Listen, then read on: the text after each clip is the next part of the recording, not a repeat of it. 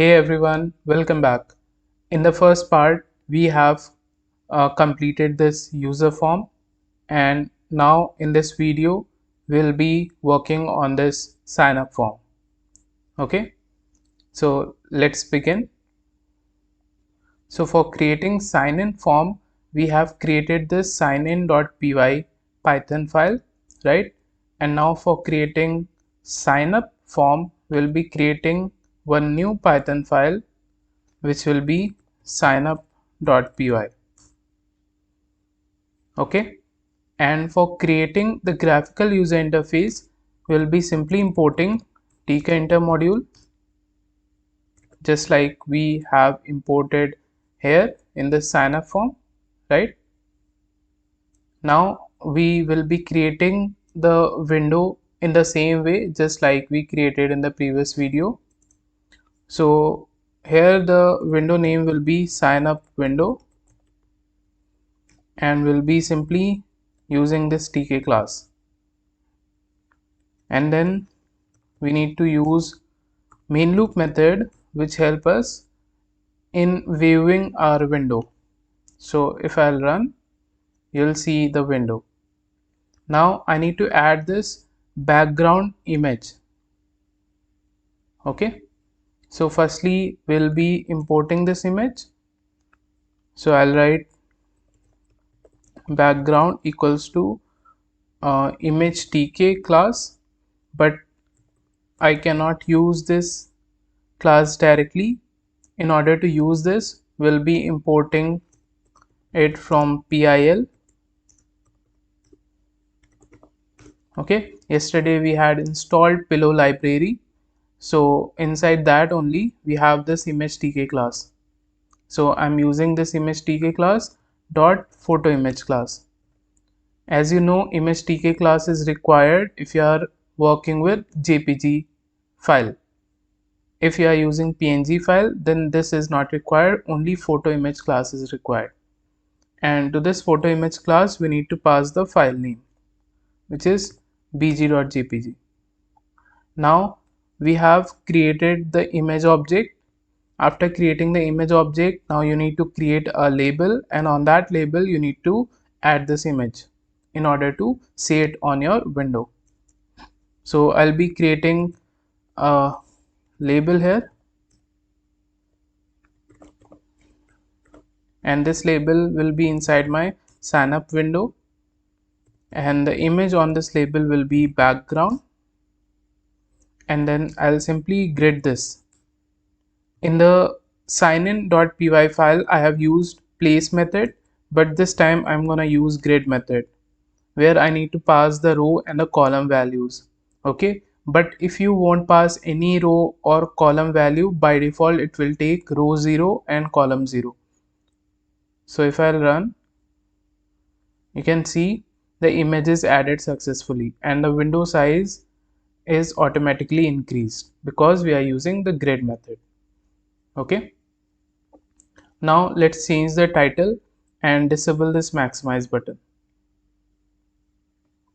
So here we'll write sign up window dot title method, and the title will be sign up page, and after that I'll disable the maximize button. So I'll use this resizable method and will pass false value for the width and false value for the height. Okay,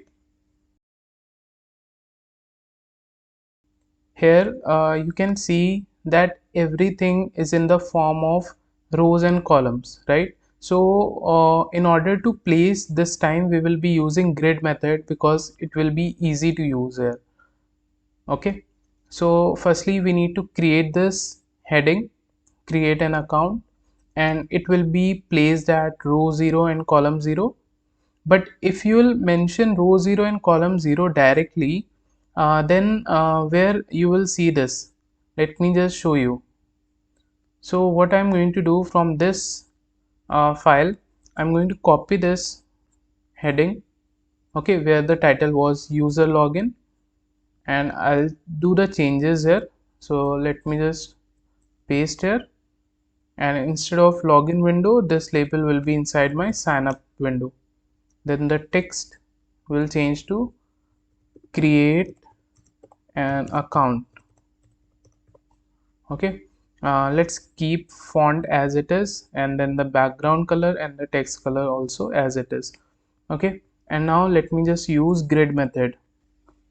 So heading dot grid method, and we'll pass the row value 0 and then column value 0. So let me show you where you will see this heading. So if I run it, you are seeing this heading at this position, but I want to see this heading at this position, right? So what I'm going to do, I'm going to create a frame firstly, which will be nothing but a container. Then I'll place that frame at this particular position, and then inside that frame I'll be adding everything, all the labels, entry fields and the buttons.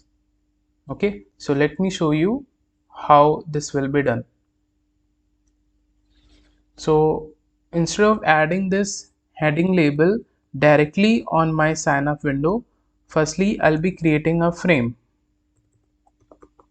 and I'll be using a frame class. This frame will be inside my sign up window. Okay, and then I'll simply place this frame. So frame dot place. So here we need to mention the x and the y coordinates. So x value that I'm going to use is 554 and y is 100. These are the values that I have used in my original project. So right now if I'll run, you won't be able to see this frame. Okay, but this frame is created and it is at this position. If I can increase some width and height, then you will be able to see it. So let me just show you.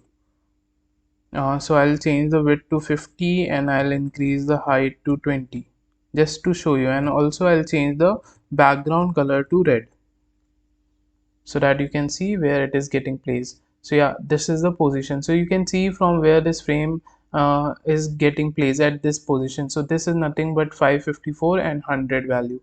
Okay, so inside this frame only I'll be adding all the labels, entry fields and the buttons. So its size will automatically increase when I'll be using grid method to place the things. Okay, so I'll remove these three parameters from here. So this heading has to be now inside this frame only. So I'll pass frame.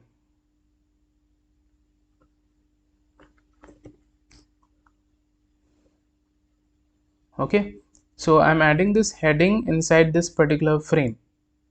So now you will see this label inside this frame, and let me just correct this spelling here. Now if I run it, so let me just reduce some font size. I'll change it to 18.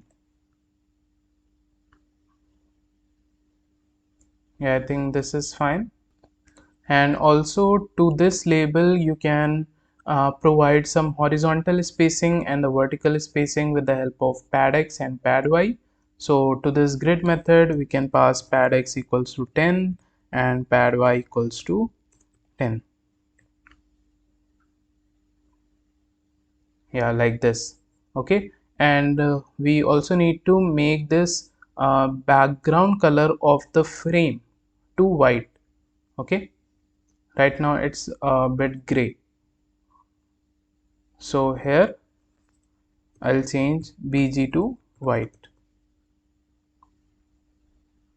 Yeah, now it's fine. After this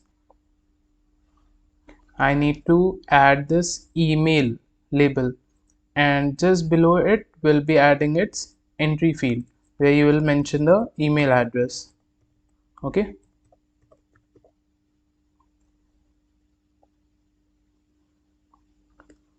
so I'll be creating email label with the help of a label class, and this label will also be inside my frame.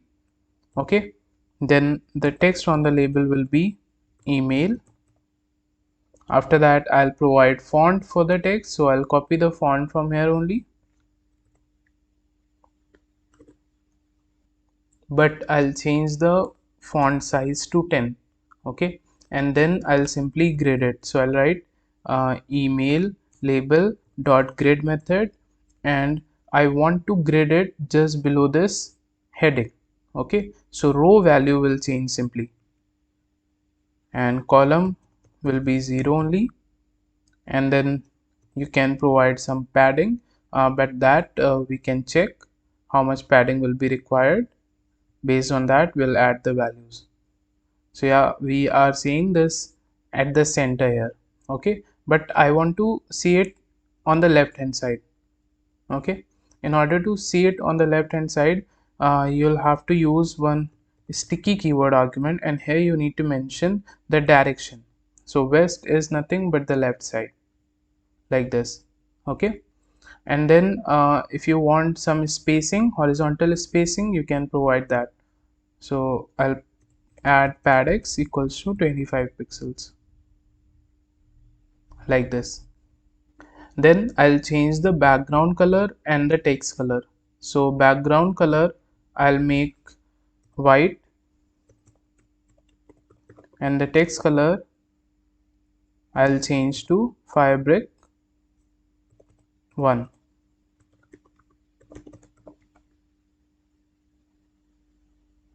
Yeah, this is fine. And after this, I will be creating email entry field. So email entry equals to entry class, and this entry has to be inside my frame. Then I'll provide some width. Okay, and after that I'll add the font, so it will be same font,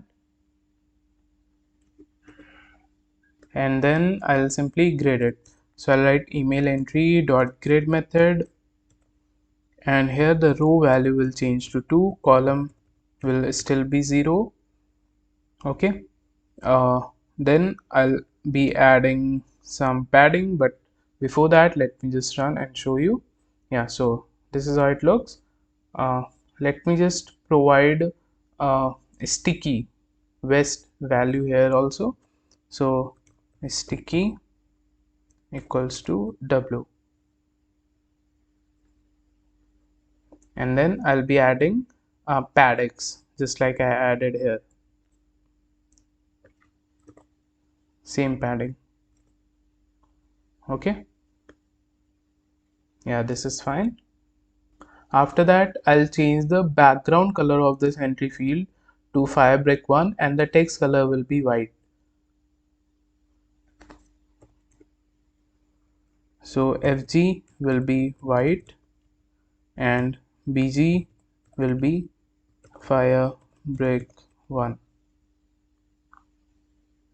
like this. Okay. After creating email label and its corresponding entry field, next is username and its corresponding entry field. So it will be created in the similar way only. So I'm simply going to copy these 4 lines and will paste here. Okay, and I'll change the object variable names. So this one would be username. Okay, the text here will change to username, and I'll grid it at row 3, and column will still be 0, and this entry field will be gridded at row 4 and column will be 0. So if I'll run it, you can see. So above this username label, I want to add some padding. Okay, just above this username, and similarly just above this email. Okay, and not below this email or below this username. So I can add pad y to this username label. Okay, but the value will be in the form of a tuple, So this 10 is the above spacing, but I don't want any bottom spacing, so I'll add 0 there. Same way I'll do here. So pad y equals to top spacing will be 10 and bottom spacing will be 0. So you can see some top spacing here. Okay, so I hope this is clear. In the same way, we'll create the next label and entry field. So next one is password and a corresponding entry field. So I'm gonna copy again the same code and I'll paste here. This object variable will be changed to password.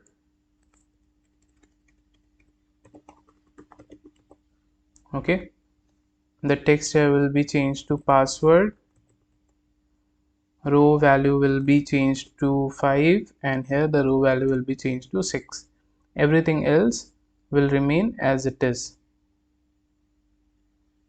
Okay, I hope this is clear. And after this, next was confirm password, right? So let's add that. So I'll paste again and I'll change it to confirm password. So I'll name it confirm label and confirm entry. Okay, and the text here will change to confirm password. Row value will be changed to 7 and here the row value will be changed to 8. Okay, see, it's very easy here. In case of grid, we just need to change the row values. If we would have used place, then it would be like a bit tough for us to find the exact x and the y coordinates. Okay, so I hope this is clear. And after that, we need to add this check button. Okay, this is a check button. So let's create this check button, and check button is created with the help of check button class, and this will also be inside my frame only, and I'll give some name to this check button, uh, terms and conditions. Then to this check button I'll provide text, and the text will be I agree to the terms and conditions. After that I'll provide a font for this particular text. So I'll be using the same font. So I'll copy from here and I'll paste here. Let me just minimize this, and this is giving error because I need to add this bracket at the end. Okay, next let's firstly grid it. So terms and conditions dot grid method, row value will be 9 and column value will be 0.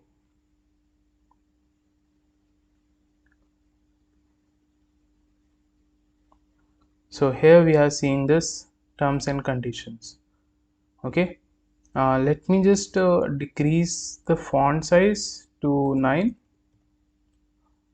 and then I'll provide some vertical padding, pad y of 10, like this. Okay, and let me just add some horizontal padding of pad x equals to 15. Yeah, now it's fine. Okay, next thing, we need to change the text color and the background color. So the text color will be changed to fabric 1 and the background color will be changed to white. Yeah, like this. Okay, and you can see the active foreground and active background color is still visible, so that we need to change. So here I'll mention active background equals to white, and active foreground equals to fire break 1. Yeah, this is fine. Now let's change the cursor.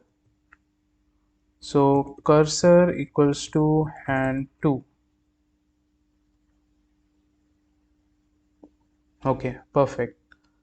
Next thing that we need to create is this sign up button. Okay, and we'll create it in the same way just like we created our login button in the previous video. So I'll give the button name here, sign up button, and we'll be using a button class. This button will be inside my frame. The text on this button will be sign up. Okay, then I'll provide font.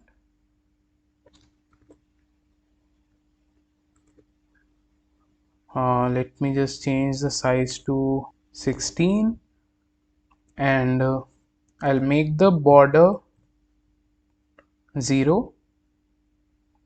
Okay, this is not visible because we have just created the button but we have not gridded it. So we'll write sign up button dot grid method, and this will be graded at row 10. Column will be 0. So let's run. So we are getting our sign up button at this position. Okay, let's change the background color and the text color. So background color will be firebrick 1, and the text color will be white, and then similarly we'll change the active background and active foreground color. So I'll copy it from here and we'll paste here. I've added extra comma, then active background will be changed to fire brick 1 and active foreground will be changed to white. Yeah, this is how it looks. Let me just provide some width to this button, equals to 17, and we also need to provide some padding of 10. Yeah, so this is how this button looks now. And actually the font style that I have used in my original project is Open Sans. So instead of Microsoft EA UI Lite, I'll change it to Open Sans, but you can use any of your choice. After this button, we have this label don't have an account, and just next to it we have our login button. Okay, by clicking on it will be redirected to login page. So you can see here I have created this already account label. Okay, and the text here is don't have an account. Then font styling is Open Sans, size is 9 and it's bold. Okay, and then it is graded at row 11. So I hope now you will be able to create labels on your own. So let me just run. Yeah, so we are getting the text here, and just next to this we need to create our login button, but let me also provide pad y to it of 10 pixels. Yeah, now it's fine. And just next to this we need to create login button.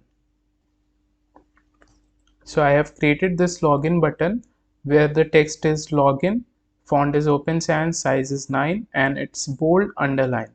Okay, then the background color is white, text color is blue. Then I have removed the border, changed the cursor to hand to, then active background color is white, which is similar to the background color, and then active foreground color is blue, which is similar to foreground color. Okay, after creating the login button, now you also need to place it. Okay, but if I'll be using the grid method, so it has to be at row 11 only. Okay, but the column value will change to 1. If I do that, let's see where we will be seeing this login button.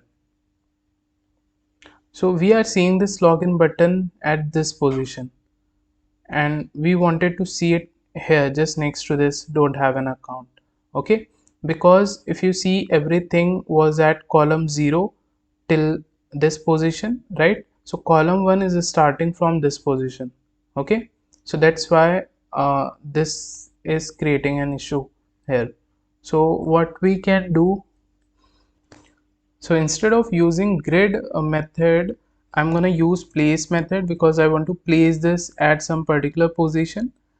So the x value that I'm going to use is 170 and y value as 400. Let's see where this button will be placed. Yeah, it is getting placed at this position. Okay, let me just increase 2 pixels of this y. So instead of 400, I'll change it to 402. Let me just increase 2 more pixels. Yeah, so now this is fine. Let me actually increase the width of this entry field, right?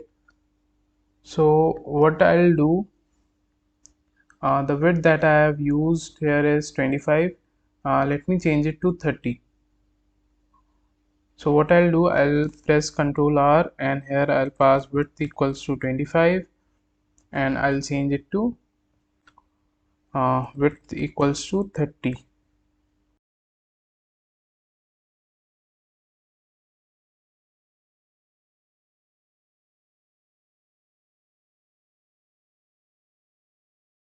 So I'll replace one by one. Okay, now if I'll run it, yeah, I think this is better. And now let me quickly add functionality to this login button. So when I'll click on this login button, I should redirect to login page. Okay, so what I'm going to do, I'm going to pass a command to this login button. So command equals to login page.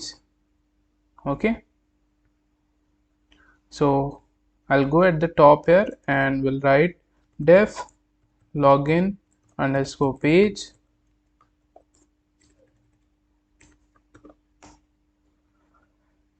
and here I'll simply import this signin.py file. So I'll write sign in,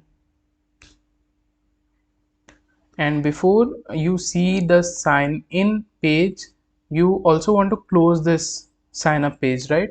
So I'll write sign up window dot destroy. So firstly, sign up window will be closed and then you'll see the sign in page. Now if I run it, if I click on it, you can see we are seeing this login page, but firstly the sign up page was closed. Okay, similarly here let me add functionality to this create new one button.